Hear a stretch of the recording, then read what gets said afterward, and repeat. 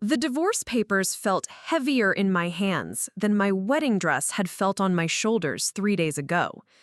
Strange how paper could weigh more than silk and satin, how ink could cut deeper than the absence of the two people who were supposed to love me most in this world. I sat cross-legged on the hotel room carpet, surrounded by the debris of what was supposed to be the happiest day of my life. Crumpled tissues, empty champagne bottles that my bridesmaids had brought to celebrate after the ceremony, and my phone, which had been buzzing incessantly with messages I couldn't bear to read. The papers were crisp, official, brutal in their simplicity. Petition for dissolution of marriage. Such clinical language for the complete annihilation of everything I'd believed about family, about love, about the people who raised me.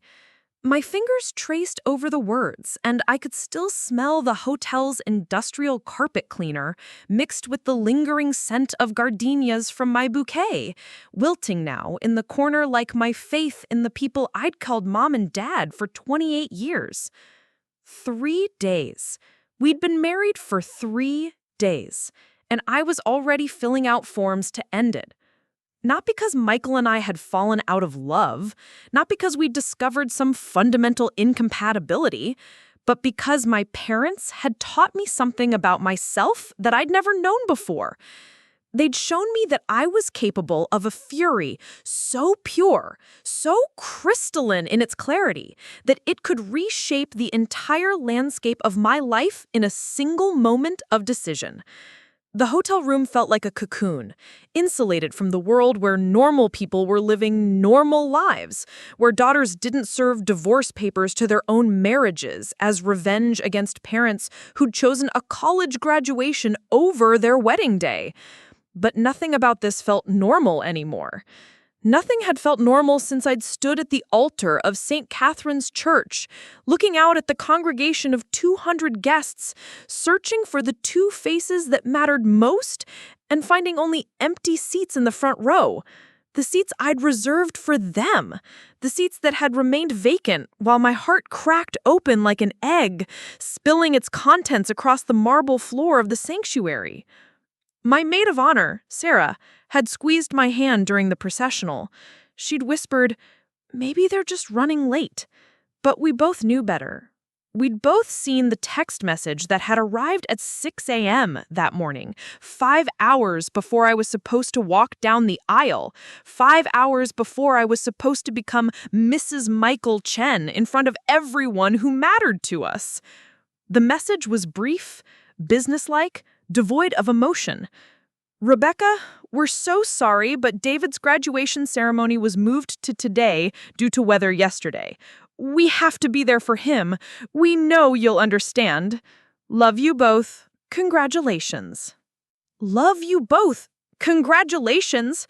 As if those words could somehow fill the void they had left behind, as if their absence could be smoothed over with a casual text message sent while they were probably already in their car, driving the 3 hours to State University to watch my 22-year-old brother walk across a stage to receive a piece of paper that would still exist tomorrow, next week, next year. My wedding day would only exist once.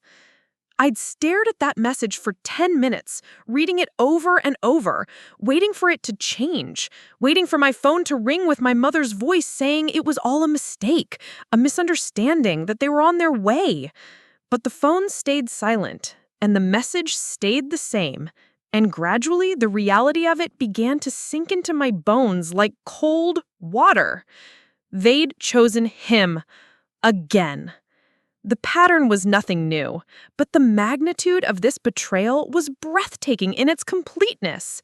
David's basketball games had taken precedence over my high school plays. His college visits had overshadowed my graduate school interviews. His breakups required family meetings and emergency interventions, while my accomplishments had been acknowledged with polite smiles and subject changes. But this was different.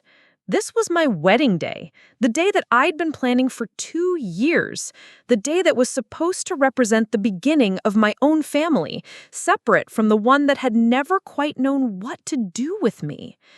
Michael had been incredible throughout the ceremony. He'd held my hands steady when they started shaking during the vows, had whispered jokes to make me smile for the photographer, had danced with me at the reception like we were the two people in the room. But I'd seen the flash of anger in his eyes when he'd noticed the empty seats, and I'd felt the tension in his jaw when he'd kissed me and promised that we'd figure this out together. "They don't deserve you," he'd said later that night, as we'd fallen into bed in our honeymoon suite, still wearing pieces of our wedding attire. "They've never deserved you." And maybe that was true, but it didn't make the pain any less sharp, didn't make the rejection any easier to swallow. I had spent 28 years trying to earn their attention, their approval, their love, and they just demonstrated exactly how little I meant to them in the hierarchy of their affections. David would always come first. David would always be the sun around which their universe revolved, and I would always be some distant planet, cold and forgotten in the outer reaches of their solar system. The divorce papers were my way of bringing that solar system to an end. I wasn't divorcing Michael because I didn't love him. I was divorcing Michael because I loved him too much to drag him into the kind of person I was becoming. The kind of person who could conceive of something this deliberately cruel and find satisfaction in the planning of it. I was divorcing Michael because he deserved better than to be married to someone who had discovered she was capable of weaponizing her own happiness against the people who'd failed to show up for it. The plan had crystallized in my mind with startling clarity during the reception, somewhere between the toasts and the cake cutting, somewhere between watching my college friends dance and realizing that my parents weren't there to see any of it. They were at some restaurant near David's campus, probably toasting his academic achievements, probably posting photos on Facebook of him in his cap and gown, probably not thinking about me at all. That was when I'd excused myself from my own reception, had found a quiet corner with my phone, and had called the best divorce attorney in the city, Martha Hendricks, a woman with a reputation for precision and a complete lack of sentimentality when it came to dissolving marriages. I'd gotten her voicemail, of course, it was a Saturday evening, but I had left a message that was brief and to the point. "Mrs. Hendricks, this is Rebecca Martin, Rebecca Chen as of today. I need to file for divorce. It's urgent. I'll pay whatever you charge for expedited service." She'd called me back within 2 hours, intrigued enough by the urgency to work through the weekend. We'd met the next morning in her office, while Michael thought I was at the spa with my bridesmaids, recovering from the wedding. Instead, I'd been sitting across from a woman in a power suit, explaining that I needed divorce papers prepared immediately, and I needed them delivered to a specific hotel in David's college town. "Are you sure about this?" Martha had asked, her pen poised over a legal pad.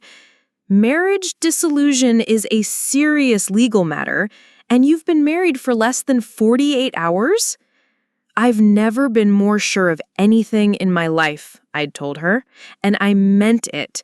The clarity was almost frightening in its intensity, like looking through crystal clear water and seeing all the way to the bottom of a lake. Now, sitting in this hotel room with the completed documents in my hands, I felt that same clarity pulsing through my veins like electricity. The plan was simple, elegant in its cruelty. My parents were staying at the Hampton Inn near the university, celebrating David's graduation weekend with a family dinner they'd described in detail on Facebook. Photos of the restaurant, the cake, David's proud smile, my father's arm around my brother's shoulders. All of it, posted while I'd been cutting my wedding cake 3 hours away, surrounded by people who'd shown up when it mattered.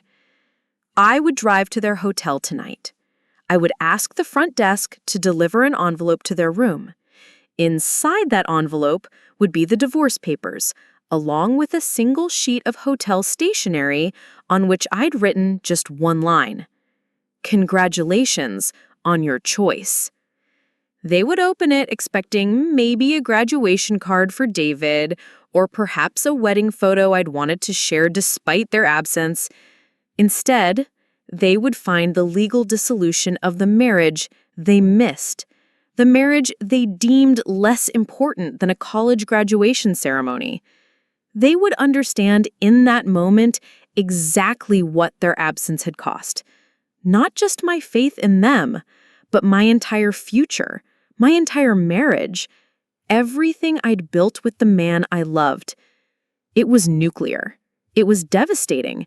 It was perfectly proportionate to the devastation they had caused by not showing up. The hotel room phone rang, startling me out of my thoughts. Michael's voice was warm, concerned, loving. "Hey, babe, how's the spa day going? You feeling better?" I looked at the divorce papers in my lap, at the hotel key card on the nightstand, at the future I was about to destroy in service of a revenge that felt more necessary than breathing. "It's exactly what I needed," I told him, and for the first time in 3 days, I wasn't lying. The drive to State University took 2.5 hours through winding Pennsylvania countryside, past farmlands that rolled like green waves under an indifferent sky. I'd made this drive dozens of times over the years, for David's orientation, his parents' weekends, his emergency appendectomy during sophomore year when Mom and Dad had dropped everything to rush to his bedside. I'd come too, of course, but only after finishing my work presentation, only after making sure my own responsibilities were handled. Even in crisis, David's needs were urgent while mine could wait.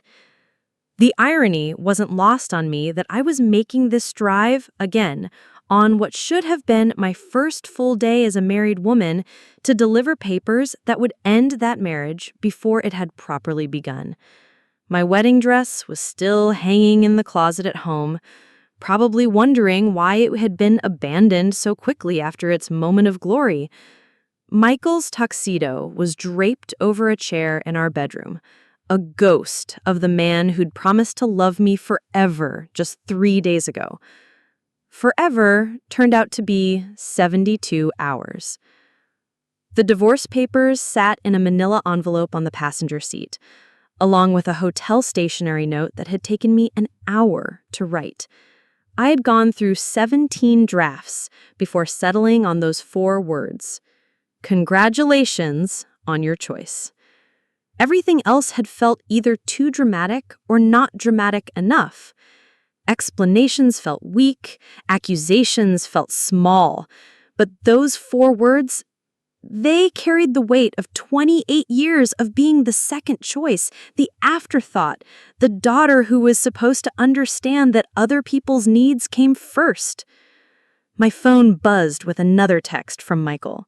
He'd been checking on me all day, thinking I was having some kind of post-wedding emotional crash that required spa treatments and girl time to resolve. If only he knew that the crash was much more spectacular than anything a massage could fix. "Hope you're feeling better, beautiful. Can't wait to start our honeymoon tomorrow. Love you more than words can say." The guilt hit me like a physical blow. Here was this man, this good, decent, loving man who'd stood beside me at the altar and meant every word of his vows, and I was about to destroy his life because my parents had destroyed mine? The logic of it was sound. I couldn't be a good wife when I was consumed by this level of rage, couldn't build a healthy marriage on the foundation of what I was planning to do. But the execution felt monstrous. I pulled over at a gas station outside Harrisburg, my hands shaking as I gripped the steering wheel. The late afternoon sun slanted through the windshield, highlighting dust motes that danced like tiny ghosts. And for a moment, I could almost see myself from the outside, a woman in jeans and a sweatshirt, sitting in her Honda Civic with divorce papers in her lap, about to commit an act of revenge so disproportionate it would reshape every relationship in her life. But was it disproportionate? That was the question that had been gnawing at me since I'd first conceived of this plan.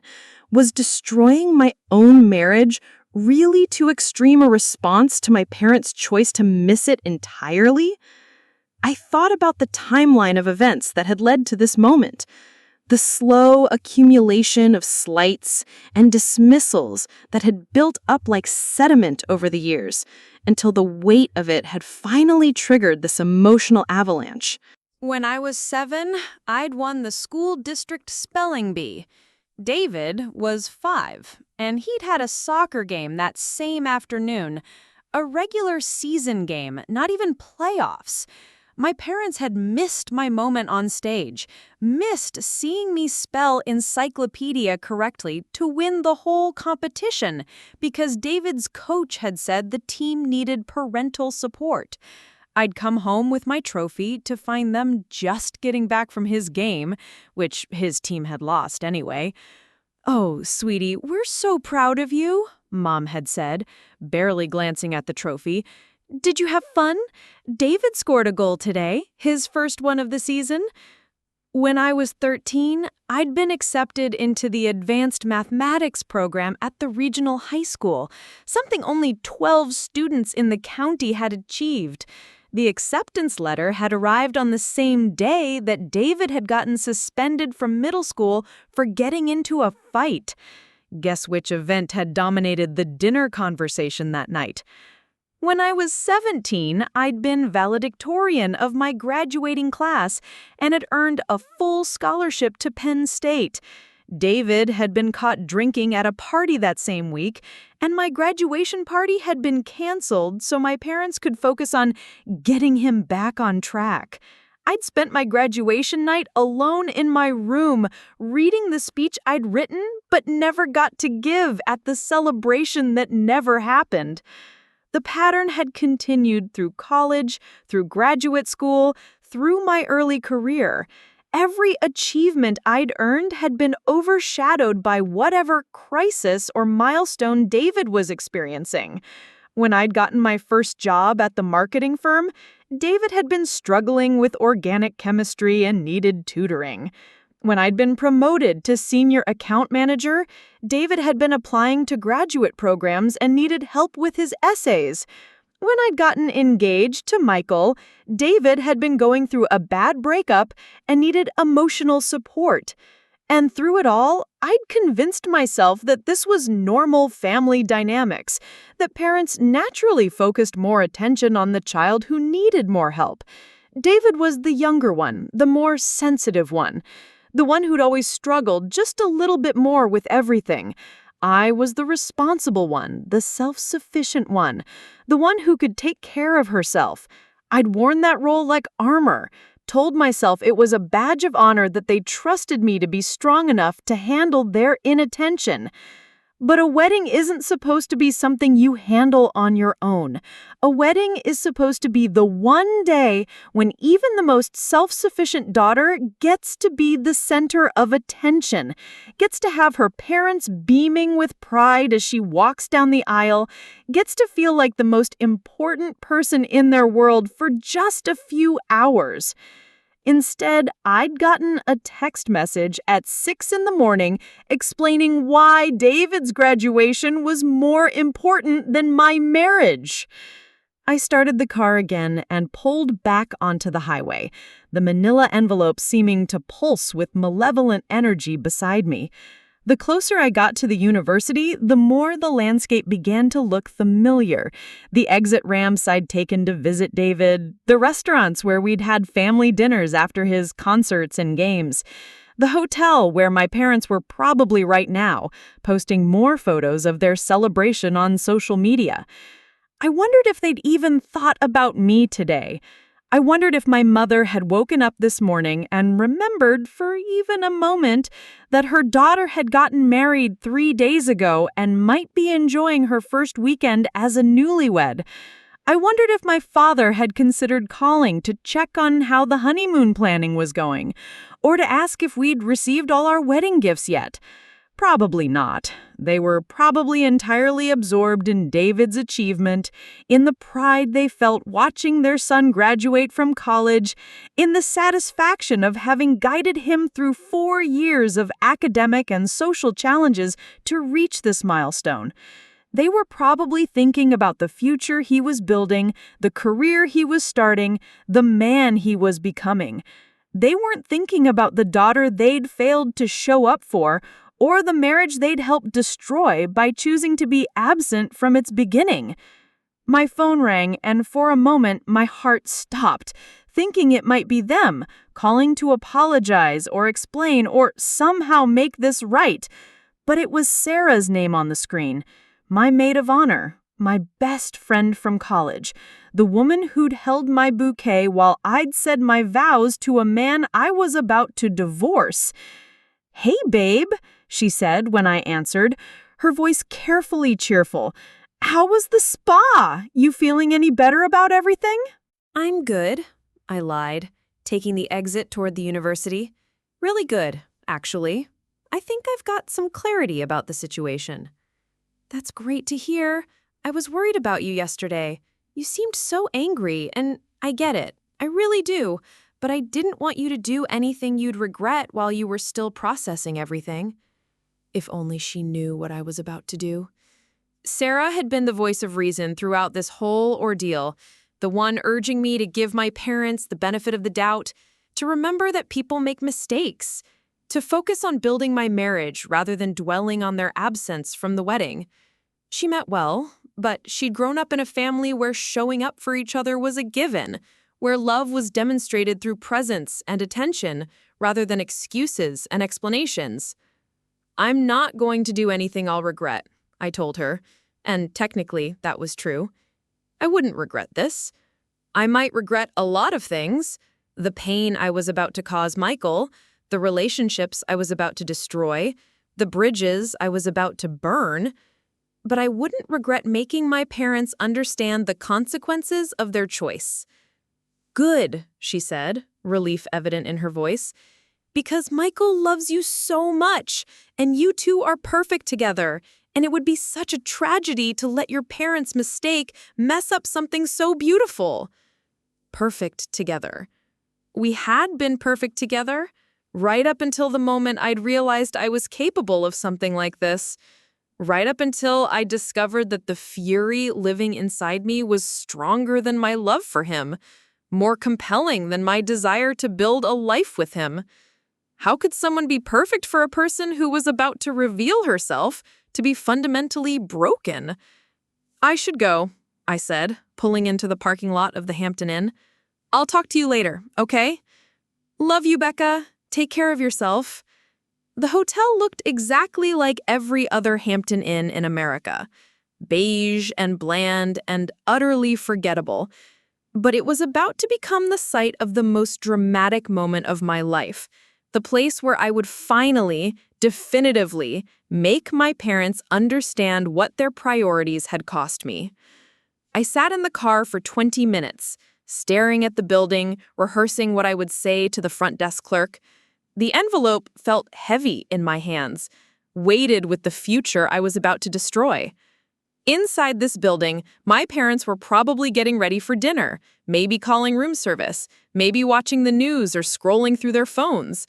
They were existing in a world where their biggest concern was what restaurant to choose for tomorrow's celebration lunch, completely unaware that their daughter was sitting in the parking lot with documents that would shatter their understanding of who she was and what she was capable of. Part of me wanted to turn around and drive home, to tear up the divorce papers and pretend this had all been some kind of emotional breakdown that I had recovered from. Part of me wanted to walk into that hotel room and hug them and tell them I forgave them, that I understood their choice, that David's graduation really was more important than my wedding in the grand scheme of things. But the larger part of me, the part that had been growing stronger and more insistent over the past 3 days, knew that this was the only way to make them see me. For 28 years, I'd been invisible to them unless I needed their help or unless my achievements somehow reflected well on them as parents. I'd been the easy child, the one they didn't have to worry about, the one who would understand when other priorities took precedence. Today, I would finally be impossible to ignore. The automatic doors of the Hampton Inn slid open with a mechanical whisper, releasing a wave of recycled air that smelled like industrial carpet cleaner and the particular brand of optimism that budget hotels tried to manufacture. The lobby was decorated in shades of beige and burgundy that were designed to be inoffensive, forgettable, the kind of neutral palette that said, "We exist, but we won't disturb your experience." It struck me as deeply appropriate that this would be the setting for the most disturbing thing I'd ever done.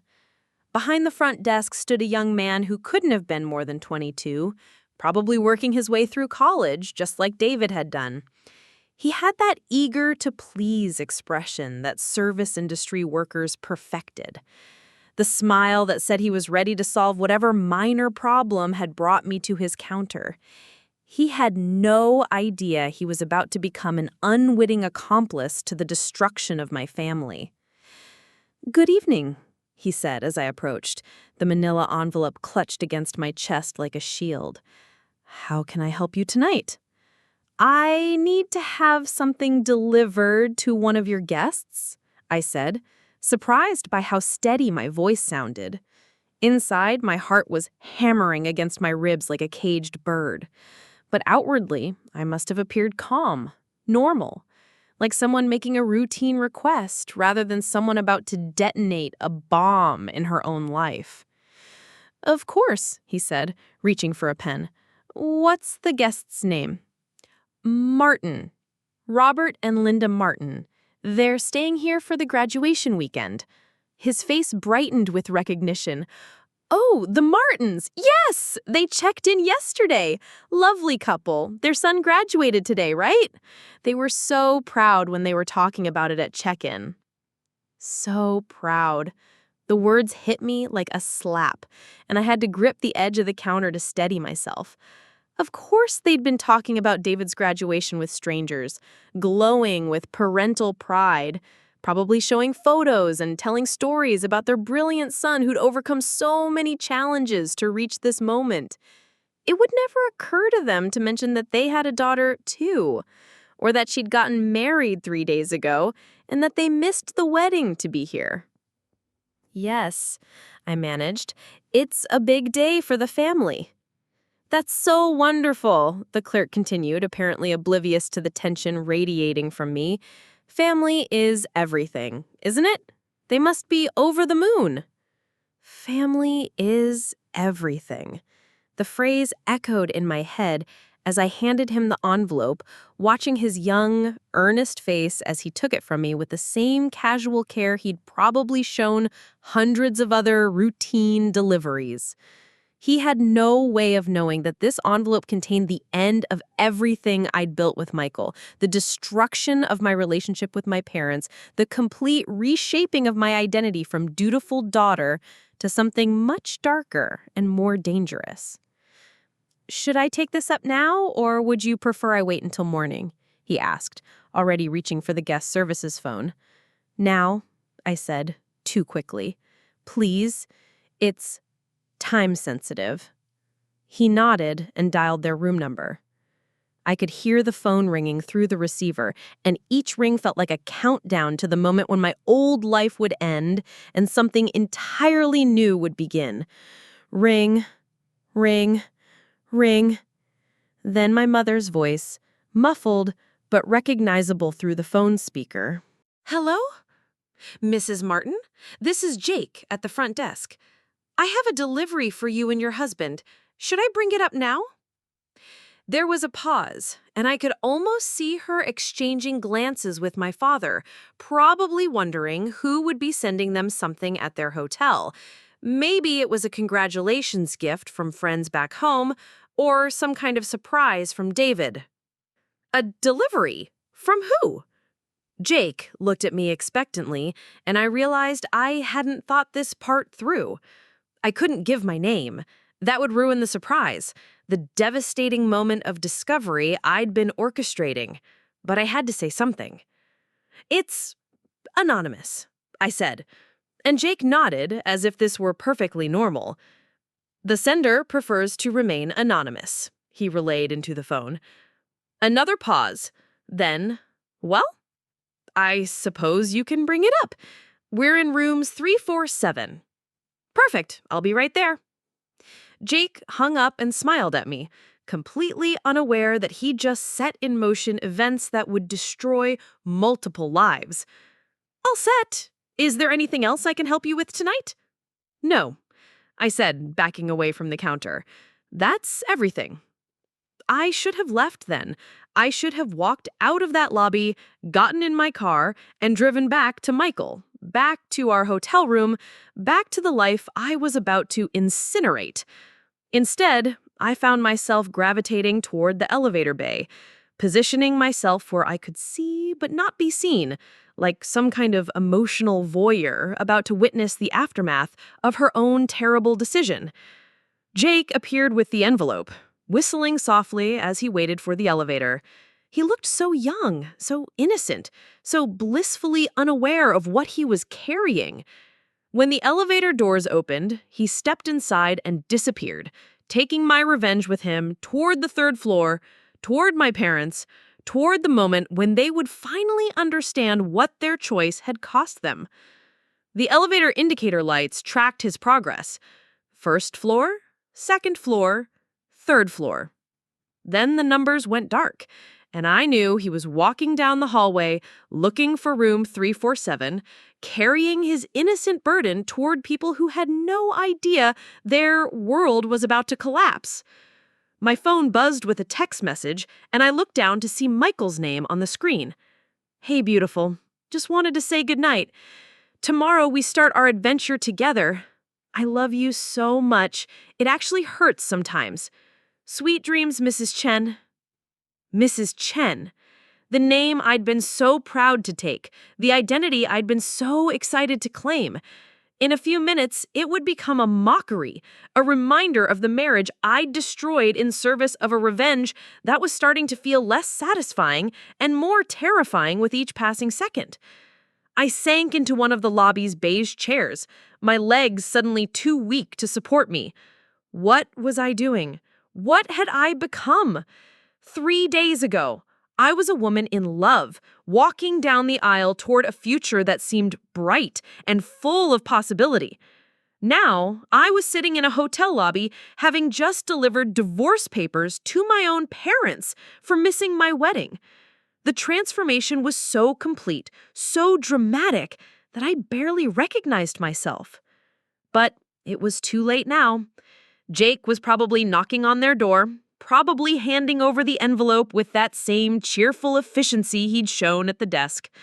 My parents were probably opening it right now, expecting graduation congratulations or family photos, completely unprepared for the legal documents that would shatter their understanding of who their daughter was and what she was capable of. I imagined the moment in vivid detail. My mother's face as she pulled out the divorce papers, the confusion giving way to shock, then to horror as the implications sank in. My father taking the papers from her hands, reading them over and over as if repetition might somehow change their meaning.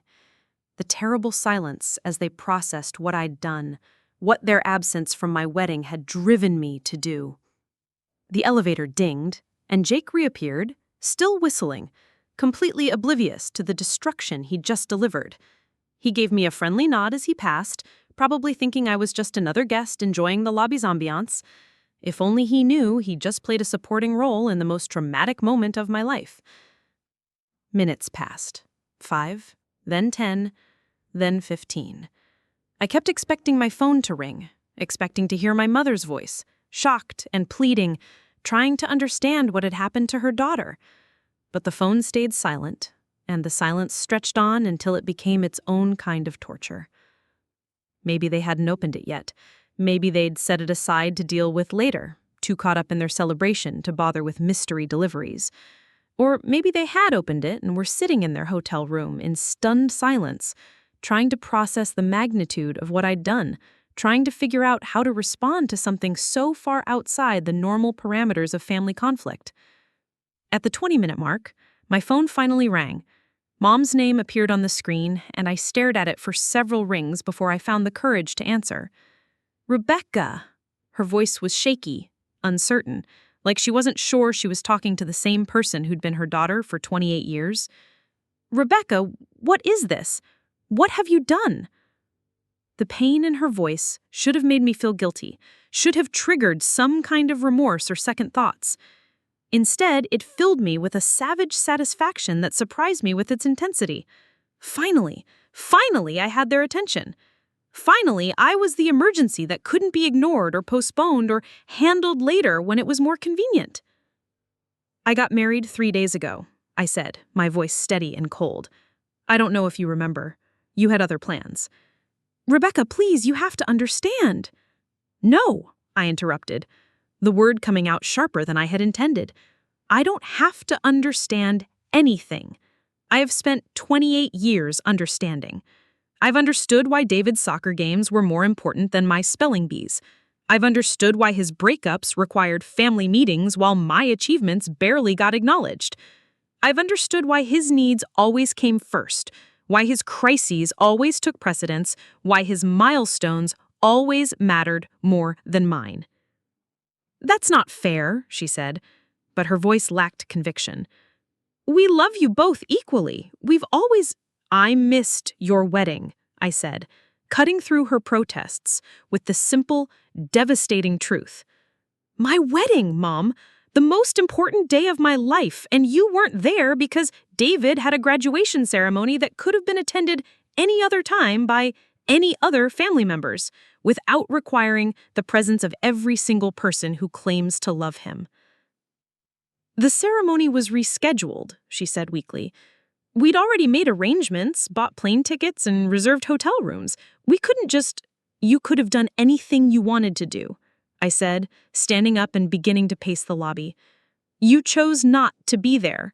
You chose him over me, just like you always have, just like you always will. There was a long silence, and I could hear my father's voice in the background, though I couldn't make out the words. Then my mother was back on the line, and now she sounded angry. Rebecca, this is completely out of proportion. Yes, we made a mistake. Yes, we should have been there. But this— I could hear papers rustling as she presumably held up the divorce documents. This is insane. You're destroying your marriage to punish us? You're throwing away your future with Michael because you're upset about one day.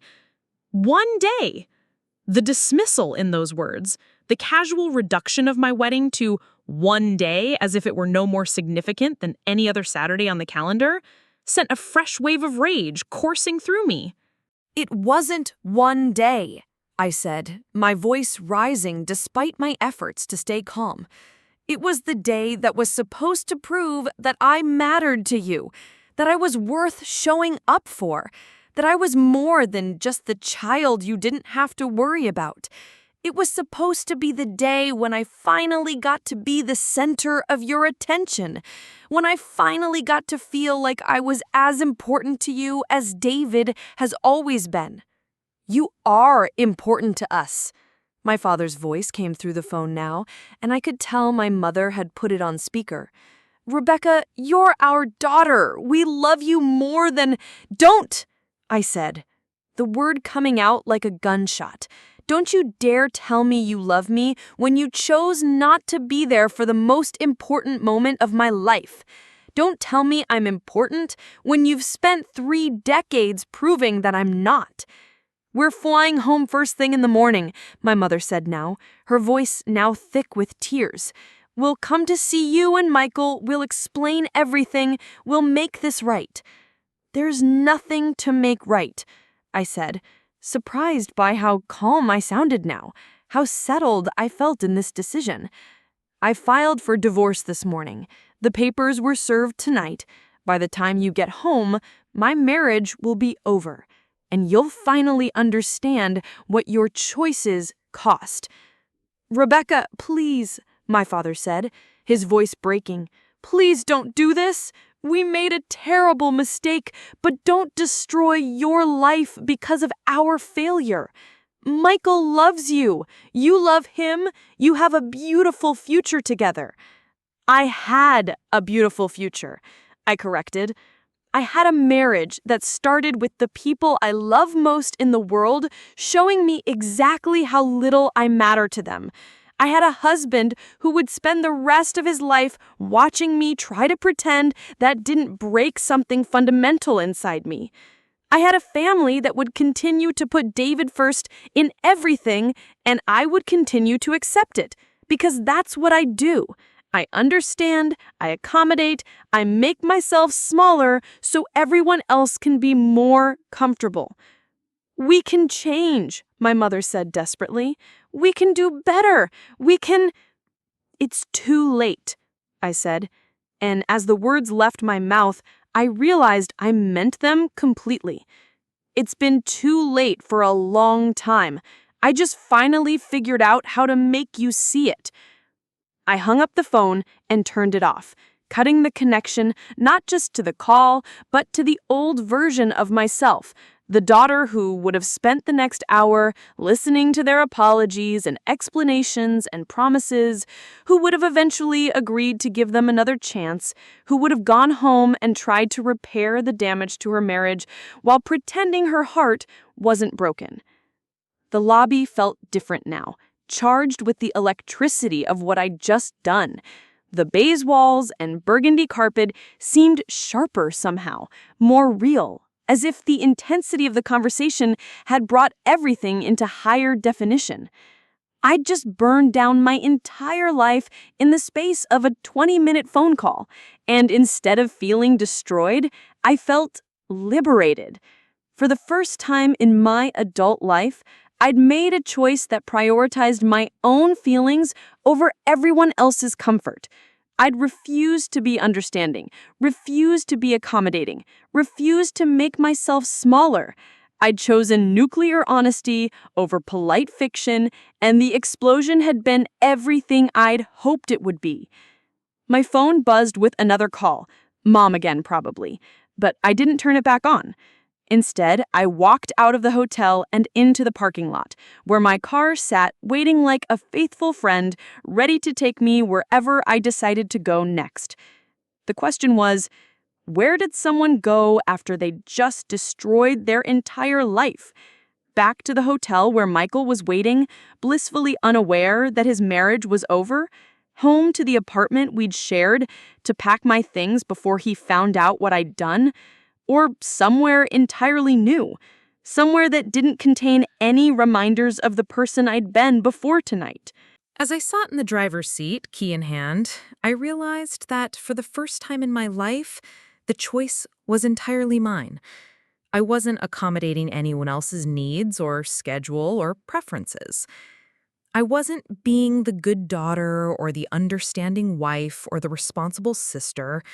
I was just me. Raw and angry and free, with a whole world of possibilities stretching out before me. It was terrifying. It was exhilarating. It was exactly what I needed.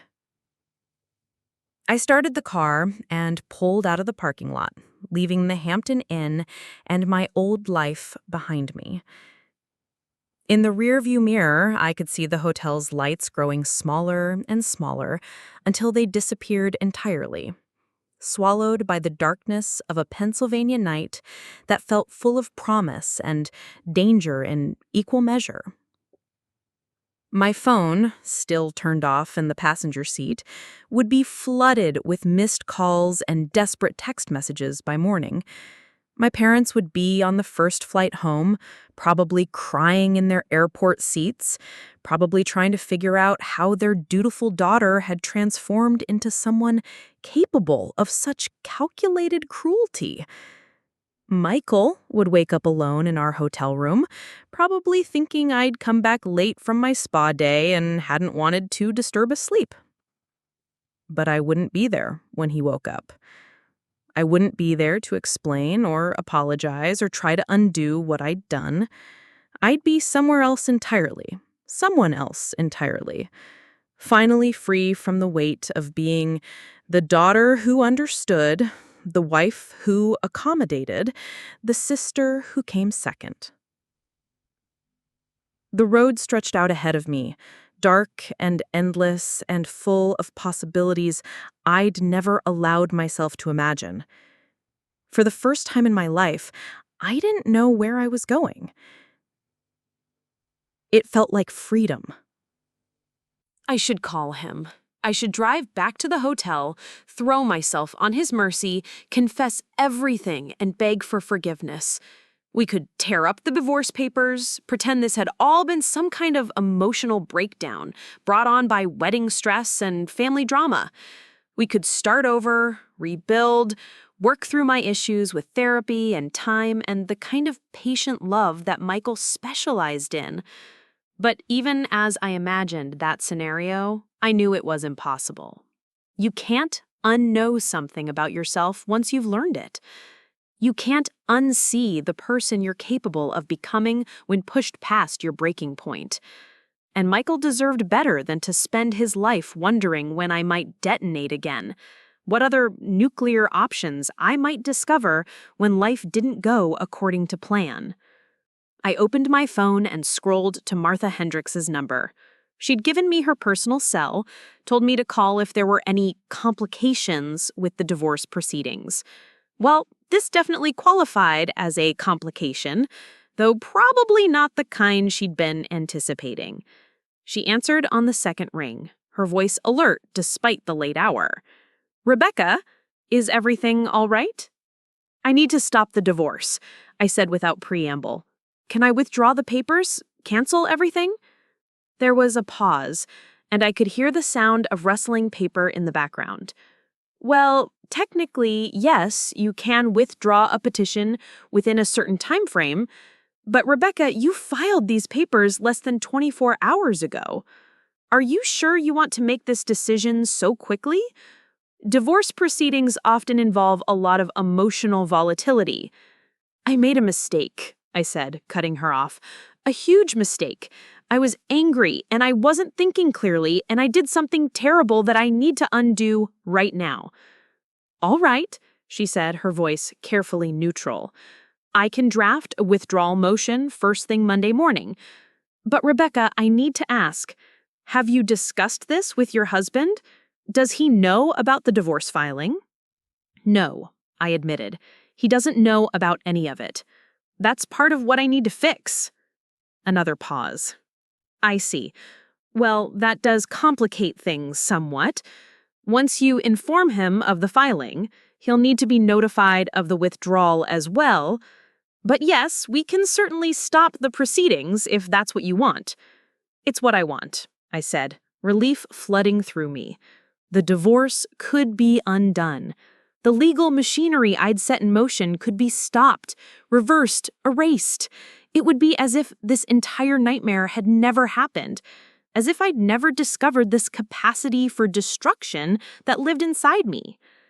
But even as I clung to that hope, I knew that some things couldn't be undone so easily. My parents would remember this night for the rest of their lives. They would remember that their daughter had been capable of such calculated cruelty, that the quiet, understanding girl they'd raised could transform into someone who would destroy her own marriage to punish them for missing her wedding. That knowledge would change everything between us, would cast a shadow over every future interaction. And Michael, how could I ever explain this to Michael? How could I tell the man I loved that I'd filed for divorce less than a week after our wedding, not because I didn't love him, but because I'd wanted to hurt my parents so badly that I'd been willing to sacrifice our entire future together. How could he ever trust me again, knowing what I was capable of when I felt betrayed or abandoned? My phone rang, startling me out of my spiral of self-recrimination. Michael's name appeared on the screen, and this time I couldn't ignore it. I had to tell him something, had to stop him from worrying that I'd been hurt or killed. I owed him that much at least. "Hello?" I said, my voice barely above a whisper. Rebecca? Oh, thank God. Where are you? Are you okay? I've been going out of my mind. Sarah said you never went to the spa, and when I called the hotel, they said you checked out this morning without saying anything to anyone, and I'm fine, I said, cutting off his panicked rambling. I'm safe. I needed some time to think. Time to think about what? Rebecca, we've been married for 3 days. What could you possibly need to think about that couldn't wait until we got home from our honeymoon? The hurt in his voice was almost unbearable. Here was this good, loving man who'd done nothing wrong, who'd married me in good faith and with an open heart, and I disappeared on him without explanation, left him to wake up alone and wonder what he'd done to drive me away. It's not about us, I said quickly. It's not about you or our marriage or anything you did. It's about my parents, about what happened at the wedding. Your parents? His voice shifted from panic to confusion. Rebecca, I know you're upset that they missed the ceremony, and I understand that, I really do. But they made a mistake. People make mistakes. We can work through this together. They didn't just miss the ceremony, I said, tears starting to flow down my cheeks. They chose not to be there. They chose David's graduation over my wedding. And it made me realize something about myself that I don't like very much. What do you mean? I closed my eyes, gripping the phone so tightly my knuckles went white. I mean, I'm not the person you think you married. I'm not the understanding, forgiving person everyone thinks I am. I'm angry, Michael. I'm so angry that I've done something terrible, something that might destroy everything between us. Rebecca, you're scaring me. What did you do? The question hung in the air between us, loaded with all the weight of the choice I was about to make. I could lie to him, minimize what I'd done, try to spin it as a momentary lapse in judgment that I'd already corrected. Or I could tell him the truth and watch our marriage crumble in real time, destroyed not by the divorce papers, but by his dawning understanding of who I really was underneath all the years of careful self-control. I filed for divorce, I said, the words coming out in a rush.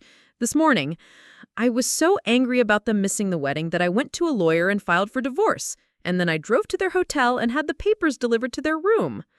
The silence that followed was so complete, I thought the call might have dropped. But then I heard his breathing, sharp and uneven, and I knew he was trying to process what I'd just told him. You, what? His voice was barely audible. I'm withdrawing the papers, I said quickly. I called the lawyer, and she's going to stop everything on Monday. It was a mistake, a terrible mistake, and I'm fixing it. We can pretend this never happened. You filed for divorce, he repeated, as if saying the words would somehow make them make sense. 3 days after our marriage, you filed for divorce. I was angry, I said desperately. I wasn't thinking clearly. My parents missing the wedding, it brought up all the stuff from my childhood, all these feelings I'd been pushing down for years, and I snapped. You snapped, he said, and now there was something cold in his voice that I'd never heard before. You snapped, so you decided to end our marriage. I'm fixing it, I repeated. The papers can be withdrawn. It's like it never happened. But it did happen, he said, cutting me off. You did this. 3 days ago, you promised to love me for better or worse, and at the first sign of worse, you ran to a divorce lawyer. That's not fair, I said, though even as the words left my mouth, I knew he was right.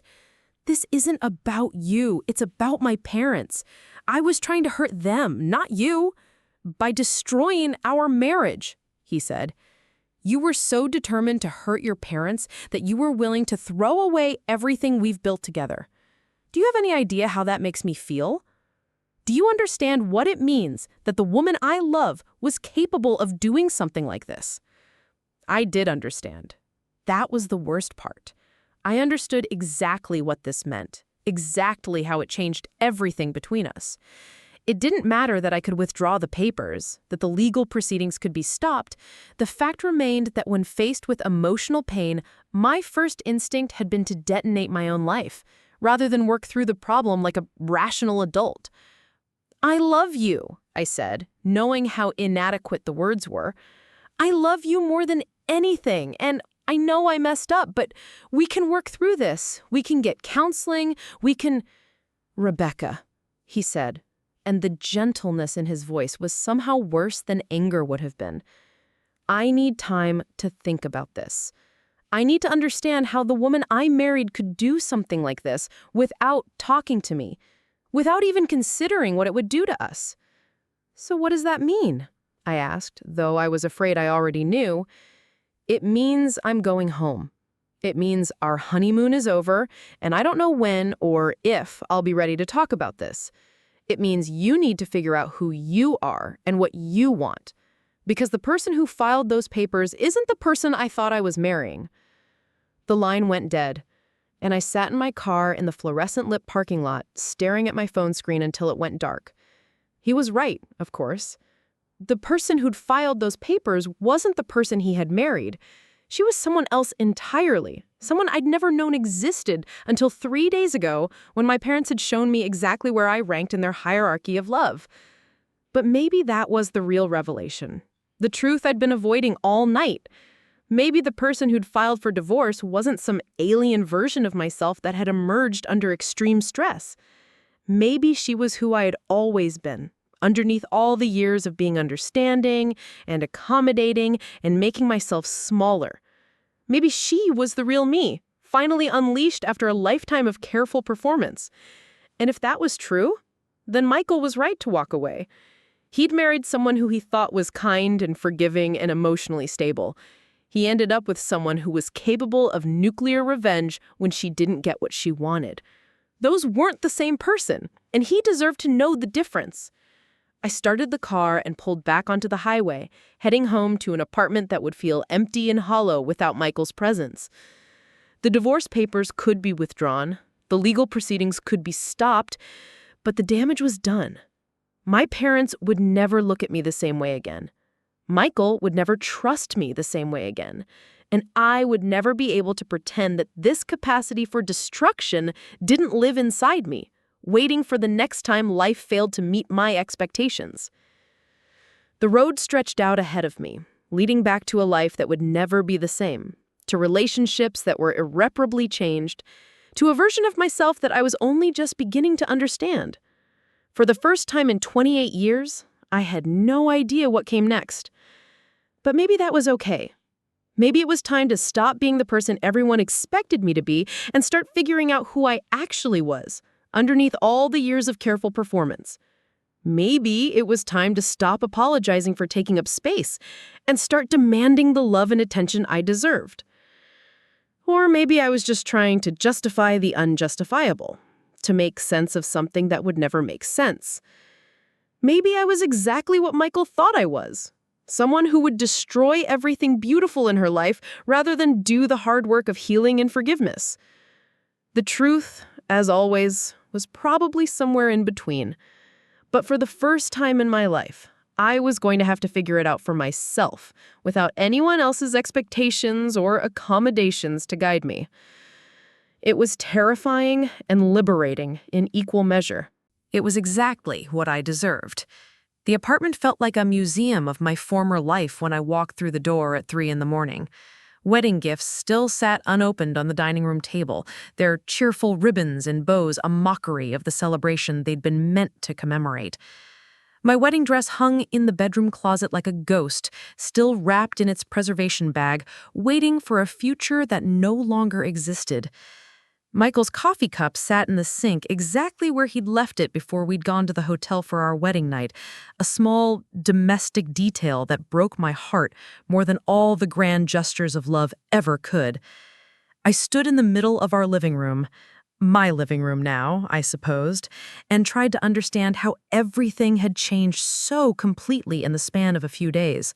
A week ago, I'd been planning a honeymoon, debating whether to visit the Louvre or spend more time in the countryside, arguing with Michael about the merits of various Airbnb listings with the comfortable ease of two people who assumed they had forever to figure out such trivial details.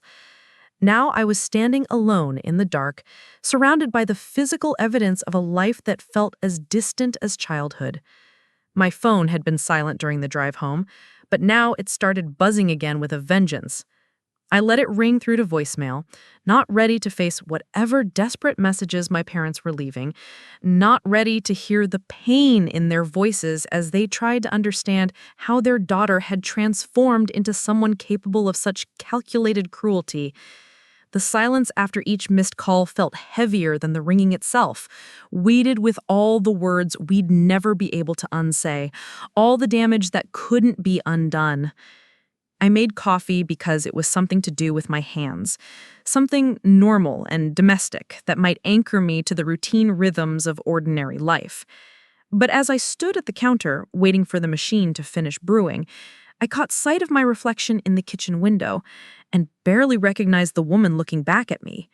She had my face, my hair, my body, but there was something different in her eyes, something harder and more dangerous than had been there a week ago. She looked like someone who was capable of destroying her own marriage to make a point. She looked like someone I wasn't sure I wanted to know. The coffee tasted like ash, but I drank it anyway. Sitting at the kitchen table where Michael and I had eaten breakfast together just 4 days ago, laughing about something silly, probably, planning our future with the easy confidence of people who believed love was enough to overcome any obstacle. We'd been so naive, so blissfully unaware of what I was capable of when pushed past my breaking point. I wondered if he was awake right now, sitting in the hotel room that should have been the site of our first night as a married couple, trying to reconcile the woman he'd married with the woman who'd filed for divorce less than a week later. The thought of him alone in that room, probably staring at the ceiling and wondering how he'd misread me so completely, made my chest tight with a grief so sharp it was almost physical. I'd lost him. Not because he'd stopped loving me, but because I'd shown him something about myself that made love impossible. You can't build a marriage with someone you can't trust. And how could he ever trust me again, knowing what I was willing to do when I felt betrayed? At sunrise, I finally forced myself to listen to the voicemails. My mother's voice, shaky and desperate. "Rebecca, please call us back. We're flying home this morning. We need to talk about this. To understand what's happening, please, sweetheart, we love you so much." My father, struggling to maintain composure. "Rebecca, I know we hurt you, and I know we failed you in a way that can't be easily forgiven, but please don't let our mistake destroy your marriage. Michael is a good man who loves you, and you love him." Sarah, confused and worried. "Becca, Michael called me looking for you. What's going on? He sounded really upset. Please call me back." And finally, Michael himself, his voice hollow with exhaustion. "I'm driving home this morning. I think we need some space to figure out what this means. I'll stay at my brother's place for a while. I love you, Rebecca, but I don't know how to love someone who could do what you did. I don't know how to trust someone who would throw away everything we built together because she was angry at someone else." It was exactly what I deserved. The apartment felt like a museum of my former life when I walked through the door at 3 in the morning. Wedding gifts still sat unopened on the dining room table, their cheerful ribbons and bows a mockery of the celebration they'd been meant to commemorate. My wedding dress hung in the bedroom closet like a ghost, still wrapped in its preservation bag, waiting for a future that no longer existed. Michael's coffee cup sat in the sink exactly where he'd left it before we'd gone to the hotel for our wedding night. A small domestic detail that broke my heart more than all the grand gestures of love ever could.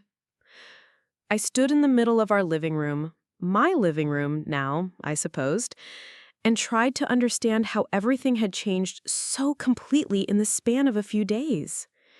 A week ago, I'd been planning a honeymoon, debating whether to visit the Louvre or spend more time in the countryside, arguing with Michael about the merits of various Airbnb listings with the comfortable ease of two people who assumed they had forever to figure out such trivial details. Now, I was standing alone in the dark, surrounded by the physical evidence of a life that felt as distant as childhood. My phone had been silent during the drive home, but now it started buzzing again with a vengeance. I let it ring through to voicemail, not ready to face whatever desperate messages my parents were leaving, not ready to hear the pain in their voices as they tried to understand how their daughter had transformed into someone capable of such calculated cruelty.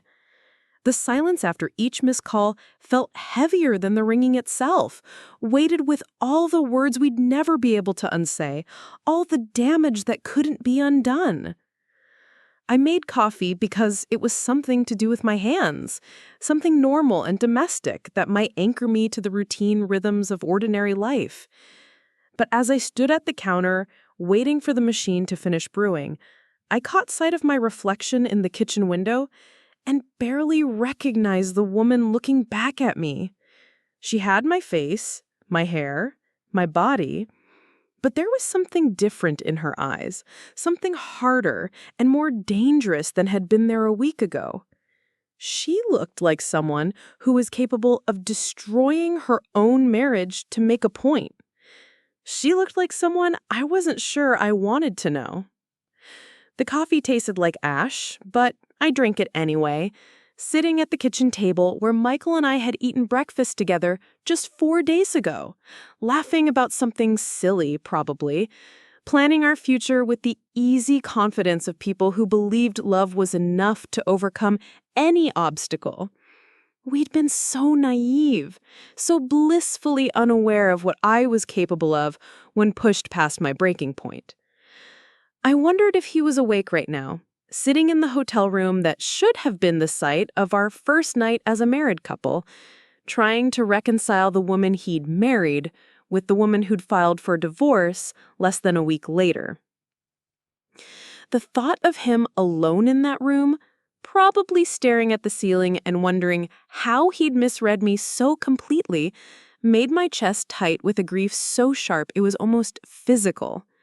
I'd lost him.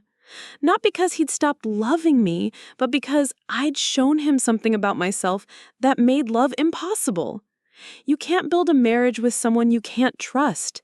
And how could he ever trust me again, knowing what I was willing to do when I felt betrayed? At sunrise, I finally forced myself to listen to the voicemails.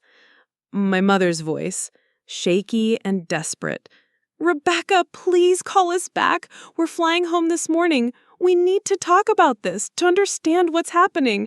Please, sweetheart, we love you so much." My father, struggling to maintain composure. "Rebecca, I know we hurt you, and I know we failed you in a way that can't be easily forgiven, but please don't let our mistake destroy your marriage. Michael is a good man who loves you, and you love him. Don't let our failure cost you your future." Sarah, confused and worried, "Becca, Michael called looking for you. What's going on? He sounded really upset. Please call me back."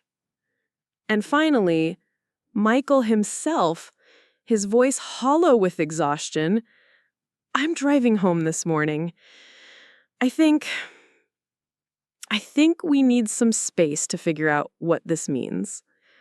I'll stay at my brother's place for a while.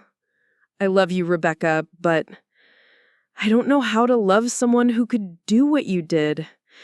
I don't know how to trust someone who would throw away everything we built together because she was angry at someone else."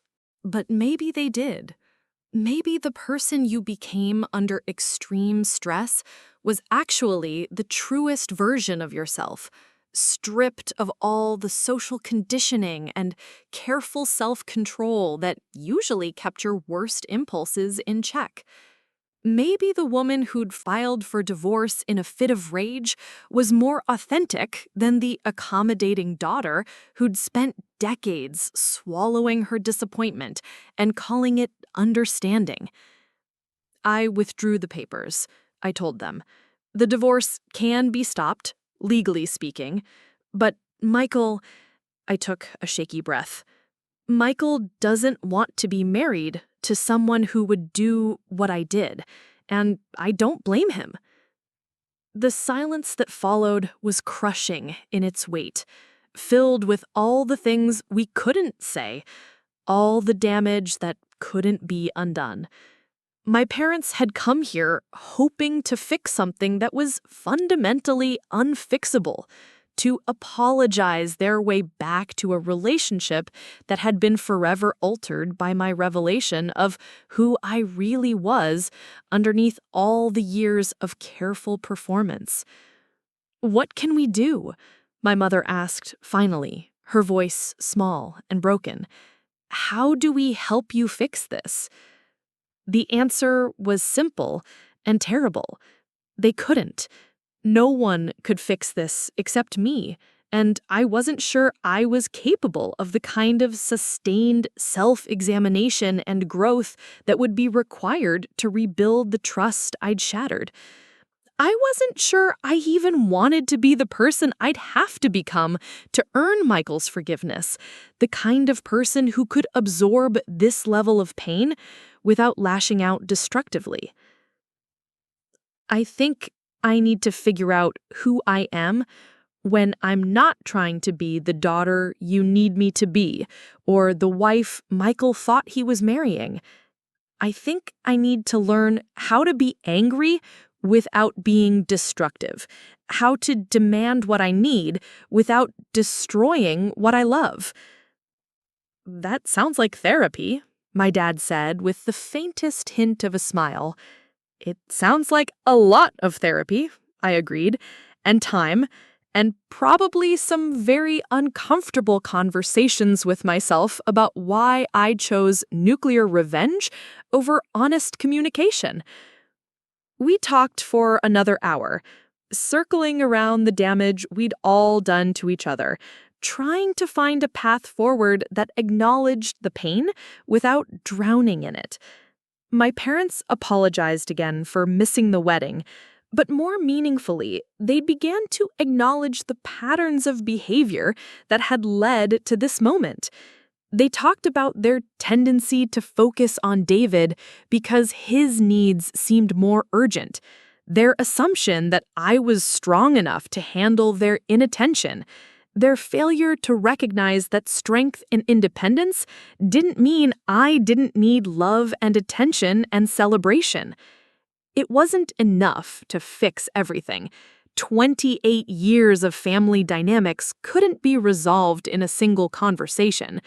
But it was a beginning. For the first time in my life, they were really seeing me, really listening to what I was trying to tell them about my experience of being their daughter. It had taken a nuclear explosion to get their attention, but now that I had it, I was determined to use it wisely. When they left, promising to check in regularly and to do the work of examining their own patterns and assumptions, I found myself alone again with the wreckage of my life. The apartment felt different now, less like a museum of my former happiness and more like a blank canvas waiting to be painted with whatever came next. I called Martha Hendricks and formally withdrew the divorce papers, signing documents that legally erased my moment of madness, while acknowledging that the emotional consequences would last much longer. Then I called 3 different therapists, scheduling consultations for the following week, ready to begin the hard work of understanding why I chose destruction over healing. Finally, as the sun was setting on what felt like the longest day of my life, I called Michael. He didn't answer, but I left a voicemail that I hoped would buy me the time and space I needed to become someone worthy of his love. "Michael, it's me. I know you don't want to talk to me right now, and I understand why. What I did was unforgivable, and I don't expect you to forgive me. But I want you to know that I'm withdrawing the divorce papers and I'm starting therapy, and I'm going to do whatever work I need to do to understand why I chose to hurt everyone I love instead of dealing with my pain in a healthy way. I don't know if that will be enough to save our marriage, but I owe it to both of us to try to become someone who deserves your love. Take all the time you need. I'll be here, working on becoming the person I should have been all along." I hung up and sat in the gathering darkness, surrounded by the physical remnants of a life I was going to have to rebuild from the ground up. It would be hard work, the kind of sustained emotional labor that I'd spent years avoiding by being the good daughter, the accommodating wife, the person who absorbed pain instead of expressing it. But maybe that was exactly what I needed. Maybe it was time to stop being easy, stop being understanding, stop making myself smaller to make everyone else more comfortable. Maybe it was time to learn how to take up space in healthy ways, how to demand what I needed without destroying what I loved. The future stretched out ahead of me, uncertain and frightening, and full of possibilities I'd never allowed myself to imagine. I didn't know if Michael would ever be able to trust me again. Didn't know if my parents and I could build something healthier from the ashes of our old dynamic. Didn't know if I had the strength to do the work that would be required to become the person I wanted to be. But for the first time in my life, I was going to find out who I really was when I stopped performing for everyone else's comfort. It was terrifying and liberating in equal measure. It was exactly what I needed. 6 months later. The therapist office had become as familiar to me as my own living room, maybe more so. Dr. Sarah Chen, no relation to Michael, though the shared surname felt like a cosmic joke, had decorated the space with warm earth tones and carefully chosen artwork that was meant to be soothing without being patronizing. I'd been coming here twice a week for 6 months, peeling back layers of family dysfunction and personal psychology like an archaeologist excavating the ruins of an ancient civilization. "Tell me about the wedding dress," Dr. Chen said during our Tuesday afternoon session, her voice carrying that particular tone of gentle curiosity that therapists perfected. I shifted in the leather chair that had molded itself to my body over months of difficult conversations. Outside the window, Philadelphia was dressed in the colors of early autumn, the trees along the street beginning their annual transformation from green to gold. It felt appropriate that I was finally talking about the dress during a season of change, a time when everything was letting go of what it had been to become something different. "I didn't try it on," I said carefully. "I just looked at it, held it. Tried to remember what it felt like to put it on that morning, when I still believed that getting married was the beginning of the happiest chapter of my life. And how did it feel to look at it now?" Sad, I admitted, but not the same kind of sad as before. Before, it felt like looking at the evidence of my own destruction, like a crime scene photo. Now it just feels like a beautiful dress that represents a day when I learned something terrible about myself. Dr. Chen nodded, making a note in the pad she kept balanced on her knee. "And what did you learn?" It was a question she'd asked me dozens of times in dozens of different ways, pushing me to articulate the insights that had been slowly crystallizing over months of twice-weekly sessions. The answer had evolved over time, becoming more nuanced and less self-flagellating as I'd learned to separate the behavior from the person, the action from the identity. I learned that I'd been carrying 28 years of anger that I'd never acknowledged, never processed, never dealt with in any healthy way. I learned that being the easy daughter, the understanding sister, the accommodating partner was actually a survival strategy that was slowly poisoning me from the inside. And I learned that when that poison finally found a way out, it was devastating for everyone around me, but especially for me. She smiled, the kind of small, encouraging expression that meant I was making progress towards some goal that still felt frustratingly abstract. That's a lot of self-awareness for someone who 6 months ago insisted that what she'd done was unforgivable and irredeemable. She was right, though it was hard to remember how dark those first few weeks had been. I'd spent the month after my wedding day convinced that I was fundamentally broken, that the capacity for destruction I discovered in myself was evidence of some kind of moral deficiency that therapy couldn't fix. It had taken Dr. Chen weeks to help me understand that people weren't inherently good or bad, that we were all collections of competing impulses and learned behaviors and unprocessed trauma that sometimes combined in explosive ways. "I've been thinking about forgiveness," I said, picking up the hem of my sweater. Not asking for it from other people, but forgiving myself. Learning how to live with what I did without hating myself for it. "How does that feel?"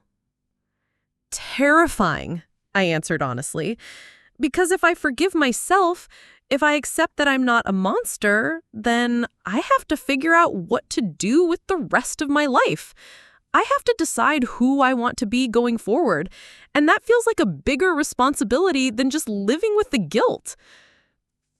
The work of rebuilding my relationship with my parents had been ongoing and complicated. A slow process of unlearning decades of dysfunctional patterns while trying to create something healthier in their place. We had dinner once a week now, stilted affairs where we all tried too hard to be different people than we'd been before. My mother asked more questions about my life, my father made more effort to focus on me when David wasn't around, and I practiced expressing my needs and feelings without the nuclear option always lurking in the background. David had come home for Thanksgiving, and we'd had our first real conversation about the family dynamics that had shaped us both. He had been shocked to learn how I'd experienced our childhood, how invisible I'd felt, how much resentment I'd been carrying. In his mind, I was the golden child, the one who never caused problems, the one who always had everything figured out. He had spent years feeling inadequate compared to my academic success and emotional stability, never realizing that stability had been performance, and success had come at the cost of learning how to ask for help or attention. "I never wanted to be the favorite," he'd said, sitting across from me at the kitchen table where we'd eaten countless family dinners. "I never asked for all that extra attention. I just needed it, I guess. I was struggling, and you seemed so strong." It had been a revelation for both of us, understanding how we'd each been trapped in roles that neither of us had chosen, how the family system had shaped us in ways that felt inevitable, but were actually just patterns that could be changed with enough awareness and effort. "What about Michael?" Dr. Chen asked, bringing me back to the present. This was always the hardest part of our sessions, the topic that could still make my chest tight with a grief so sharp it felt physical. Michael and I had been living separately for 6 months, our marriage existing in a strange liminal space where we were legally married but emotionally divorced, bound together by paperwork and wedding vows while living completely separate lives. He texted on Sunday just to let me know that he'd picked up his winter clothes from the apartment. We're very cordial. Cordial. Such a bloodless word for the careful dance we'd been doing around each other for months, the elaborate choreography of two people who still loved each other but couldn't figure out how to trust each other. We'd tried couples counseling for a few sessions, but it had become clear that Michael needed time to process what had happened, and I needed time to become someone worthy of his trust again. So we'd agreed to a separation, an indefinite pause that allowed us both to do our individual work without the pressure of trying to repair our marriage at the same time. How did that feel? Like talking to a stranger who happens to know where I keep my spare keys, I said. We used to finish each other's sentences, and now we can barely manage small talk about practical things. The loss of Michael felt different from the temporary rupture with my parents, more permanent and absolute. My parents and I were rebuilding something from shared history and biological connection, but Michael and I had been building something entirely new together, something that depended on trust and faith, and the belief that we could weather whatever challenges life threw at us. My actions had shattered those foundations so completely that I wasn't sure they could ever be repaired. Have you thought about what you want from that relationship? Dr. Chen asked. Not what you think you deserve or what you think he's willing to give, but what you actually want. It was an answer I'd been avoiding for months, too afraid of the answer to examine it closely. What I wanted was to go back in time and make different choices, to be the kind of person who could absorb emotional pain without lashing out destructively. But since time travel wasn't an option, what I wanted was the impossible. Michael's forgiveness, his trust, his willingness to believe that the person who'd filed for divorce in a fit of rage wasn't the real me. I want our life back, I said finally. I want to wake up next to him and make coffee together and argue about what to watch on Netflix. I want to plan vacations and complain about work and figure out how to load the dishwasher efficiently. I want all the boring, beautiful, ordinary parts of being married to someone you love. And do you think that's possible? I don't know, I admitted. I'm not even sure it should be possible. Maybe some things, once broken, are meant to stay broken. Maybe some betrayals are too fundamental to forgive. But even as I said it, I knew I wasn't ready to accept that finality. The work I'd been doing in therapy wasn't just about understanding why I'd done what I'd done. It was about becoming someone capable of building healthy relationships, someone who could express anger without being destructive, someone who could ask for what she needed without weaponizing her own happiness. After our session, I walked through Center City, Pennsylvania, taking the long way back to my apartment through the tree-lined streets that had become familiar over months of post-therapy walks. The city was beautiful in the autumn light, dressed in colors that seemed to promise transformation and renewal. I'd grown to love these solitary walks, the time they gave me to process whatever insights had emerged during my sessions, to practice being alone with my thoughts without being overwhelmed by them. My phone buzzed with a text from my mother. "Dinner Sunday? Your father wants to try that new Italian place downtown. David will be visiting from grad school." 6 months ago, the prospect of a family dinner would have filled me with dread, the old patterns of feeling invisible and overlooked rising up like muscle memory. Now it just felt like dinner with people I was slowly learning to love in healthier ways. I texted back, "Sounds good. I'll bring dessert." The apartment that I'd shared with Michael had become fully mine over the months, though I'd left most of his things exactly where he'd placed them, as if maintaining the evidence of our life together might somehow bring him back. His coffee mug still sat in the cabinet, his books still lined the shelves, his side of the bed still looked like he might return at any moment. It was probably unhealthy, this shrine to our marriage, but Dr. Chen and I were working on bigger issues first. I made dinner for one, a skill I'd perfected over months of solitary meals, and settled onto the couch with a book and a glass of wine. This had become my evening routine, reading, sometimes watching television, occasionally calling Sarah or one of the few friends who'd stuck by me through the aftermath of my spectacular breakdown. It was a quiet life, smaller than the one I'd shared with Michael, but not necessarily less meaningful. Around 9 o'clock, my phone rang with a number I didn't recognize. I almost let it go to voicemail, but something made me answer. "Rebecca?" The voice was familiar, but unexpected, warm and slightly hesitant. "It's Michael." My heart stopped. We hadn't spoken directly in over a month, communicating only through careful text messages about practical matters. Hearing his voice again, live and unfiltered, was like being transported back to a time when we could talk for hours about nothing, when the sound of his voice was the most comforting thing in my world. "Hi," I said, gripping the phone too tightly. "How are you?" "I'm good. Better. I've been doing a lot of thinking, and I wanted to talk to you about something." "Okay." I muted the television and sat up straighter, as if good posture might somehow protect me from whatever he was about to say. "I've been seeing someone," he said, and the words hit me like a physical blow. A therapist, Dr. Rodriguez. He's been helping me work through what happened, helping me understand my own patterns and reactions. That's good, I managed, though my voice sounded strange and distant to my own ears. That's really good, Michael. One of the things we've been talking about is forgiveness. Not just forgiving you, but forgiving myself for the ways I contributed to the problems in our relationship. This was not where I'd expected the conversation to go. What do you mean? I mean that I'd put you on this pedestal, Rebecca. I'd convinced myself that you were this perfectly balanced person who never needed anything from me except love and companionship. I'd ignored all the signs that you were struggling with your family relationships, all the times you tried to tell me how invisible you felt, how much anger you were carrying around. I sank deeper into the couch, stunned by the direction he was taking it. Michael, that's not your fault.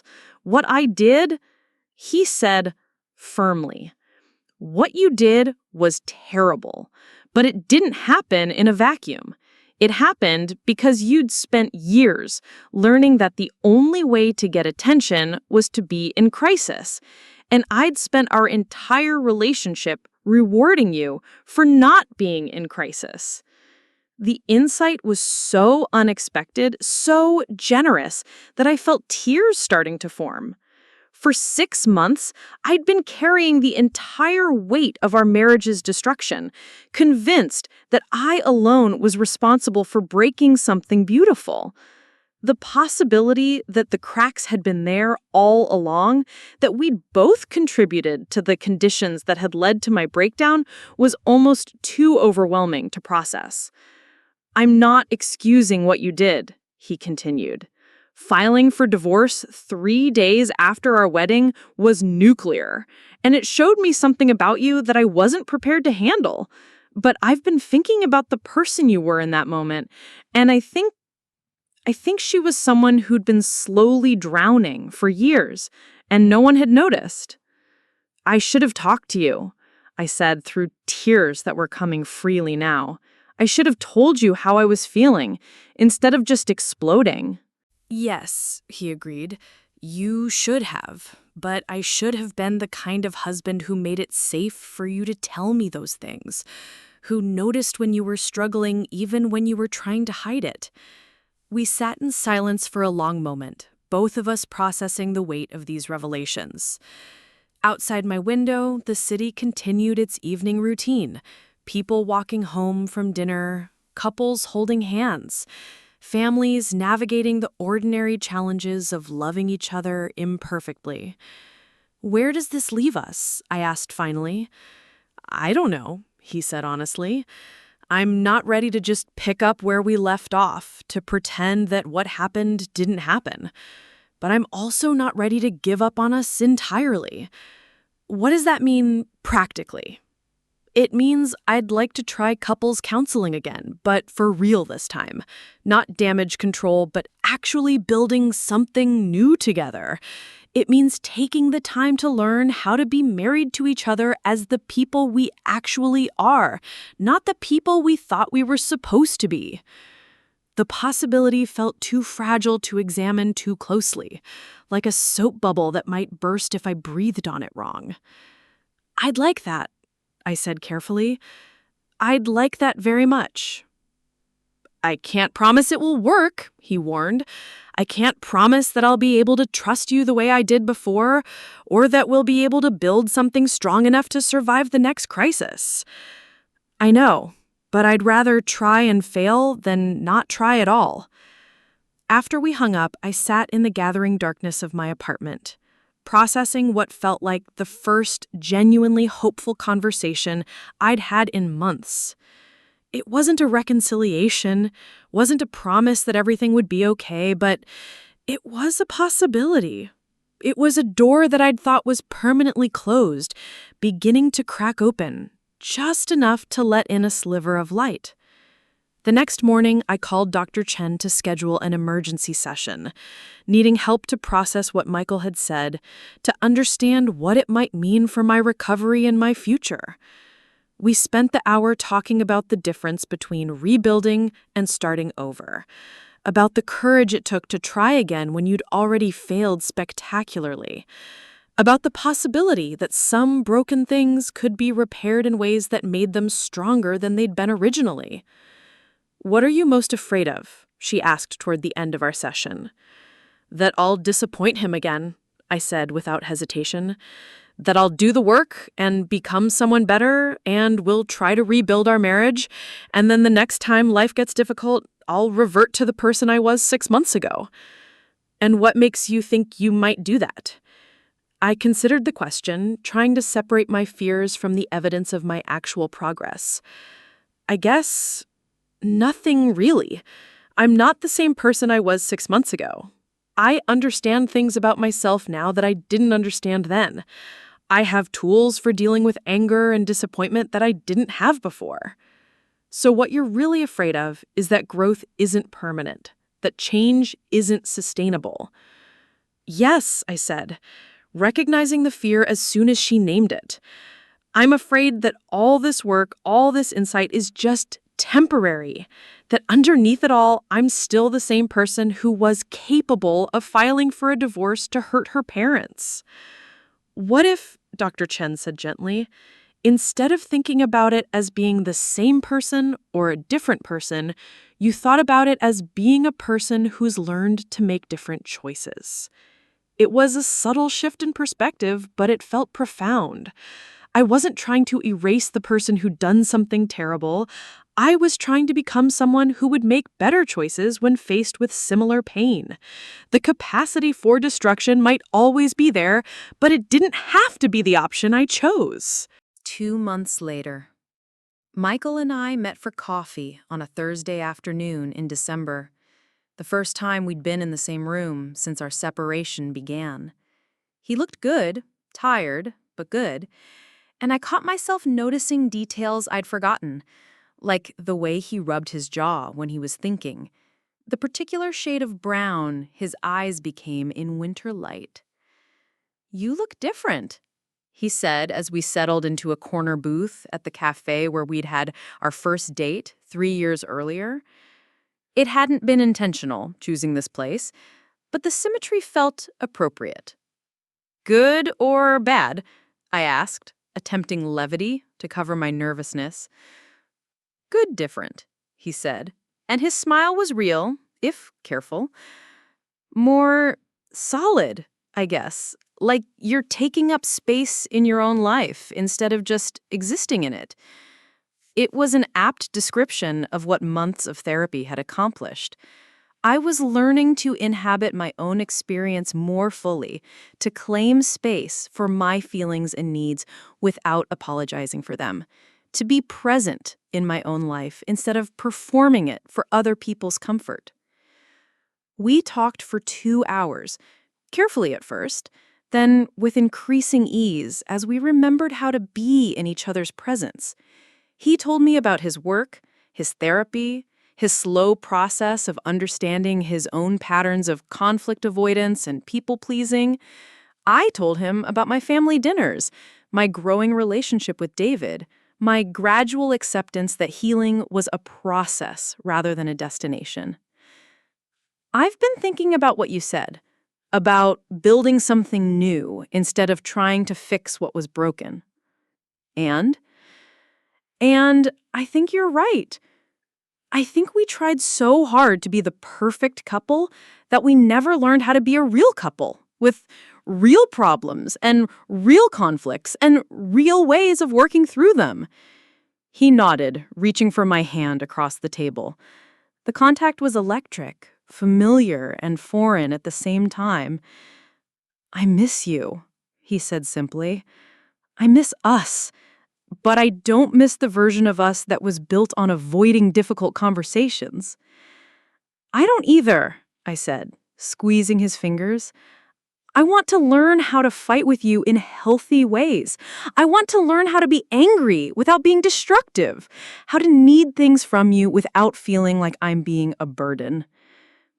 I want to learn how to see when you're struggling, even when you're trying to hide it.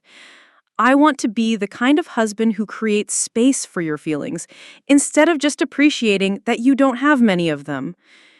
It was a beginning, tentative and fragile, but real. We made plans to start couples counseling again in January, to take things slowly, to rebuild our relationship with the awareness and tools we'd gained through months of individual work. As I walked home through the winter streets of Philadelphia, I thought about the wedding dress hanging in my closet, the symbol of a marriage that had ended before it really began. Maybe it was time to do something with it, to let go of the artifact of that particular dream and make space for whatever new dream we might build together. Or maybe I'd keep it as a reminder of how much two people could change, how much growth was possible even after spectacular failure. Maybe it would hang in my closet as evidence that love was more complicated and more resilient than I'd ever imagined, that some things could be broken and rebuilt into something stronger and more beautiful than they'd been originally. 1 year later, the vow renewal ceremony was nothing like our original wedding. Smaller, simpler, more honest. We held it in Sarah's backyard on a warm Saturday in May, surrounded by 15 people who'd watched us break apart and slowly piece ourselves back together. My parents were there, sitting next to David and his girlfriend, all of us still learning how to be a family that saw and supported each other in healthier ways. Michael's family was there too. His brother serving as best man again, his parents beaming with relief that we'd found our way back to each other. I wore a simple blue dress instead of a wedding gown, and Michael wore a suit we'd bought together the week before. We'd written our own vows this time, promises that acknowledged what we'd learned about ourselves and each other, commitments to continue growing and changing and choosing each other even when it was difficult. I promised to see you, I said, looking into his eyes as I spoke the words we'd crafted together in Dr. Rodriguez's office. I promised to tell you when I'm struggling instead of waiting until I'm drowning. I promised to fight with you instead of fighting against you. He promised to make space for all of your feelings, he said, his voice steady and sure. The difficult ones and the easy ones, the convenient ones and the inconvenient ones. I promise to love you as you are, not as who I think you should be. I promise to build something real with you, something strong enough to weather whatever comes next.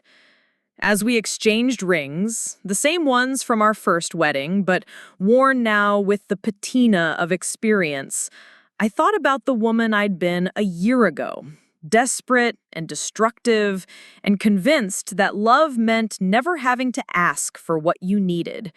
She felt like a different person, someone I could remember but no longer recognize as myself. The person I was now knew how to take up space without apologizing for it, how to express anger without letting it consume everything around it, how to love someone imperfectly while still believing that love was worth the risk. It had taken a year of hard work to become this person, a year of therapy and difficult conversations and the slow, patient rebuilding of trust. But it had been worth it. We had been worth it. After the ceremony, as our small group of family and friends celebrated in Sarah's garden, I found myself standing next to my mother, watching Michael laugh at something David was telling him. They'd developed a real friendship over the months of our rebuilding, bonding over their shared experience of loving someone who'd had to learn how to accept love in return. "I'm proud of you," she said quietly, and I realized it was the first time she'd ever said those words to me about something that wasn't an academic or professional achievement. "For what?" she said. "For doing the work, for not giving up when it would have been easier to give up, for fighting for your marriage and for yourself." I leaned against her shoulder, something I couldn't remember doing since childhood. "I'm proud of us too," I said, "for learning how to see each other, finally." As the sun set over Sarah's garden, painting everything in shades of gold and amber, I felt something I'd been chasing my entire life without knowing how to name it. The deep, bone-level satisfaction of being seen and loved for exactly who I was, difficult parts and all. It had taken a spectacular breakdown and a year of rebuilding to get here. But maybe that was exactly what it had to take. Maybe some things could only be built on the ruins of what came before. Maybe some kinds of love could only exist after you'd learned how to destroy them and chosen to create them again anyway. The future stretched out ahead of us, uncertain and beautiful, and full of the ordinary challenges of loving someone imperfectly over the span of a lifetime. I didn't know what difficulties we might face, what tests our rebuilt relationship might encounter, what growth we still had ahead of us. But I knew we'd face it together as people who had learned to see each other clearly, who had chosen to build something real instead of something perfect. And for the first time in my life, that felt like enough.